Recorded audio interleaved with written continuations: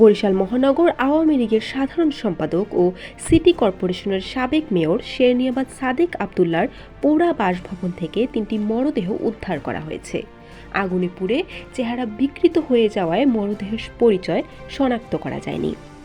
Fire service ও civil ডিফেন্সের fireman Mohammad Bashir Uddin বিষয়টি নিশ্চিত করেছেন। তিনি বলেন, দুপুরে সাবেক মেয়র শেরনিয়াবাদ সাদেক আবদুল্লার বাসভবনে একদল দুর্বৃত্ত অগ্নিসংযোগ করে।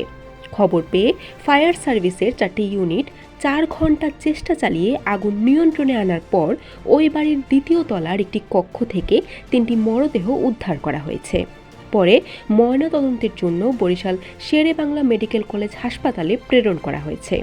প্রত্যক্ষদর্শীরা জানান, বিকেল 3টার দিকে কয়েকশো দুর্বৃত্ত ওই বাড়ির চারপাশে ঘিরে হামলা চালিয়ে বাড়িতে অগ্নিসংযোগ করে।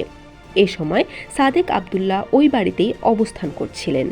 ওই সময় বাড়ি থেকে সাদেক আবদুল্লাহ সহ তার অনুসারীরা বের হতে পেরেছেন বলে নিশ্চিত করেন প্রত্যক্ষদর্শীরা। বরিশাল.নিউজ।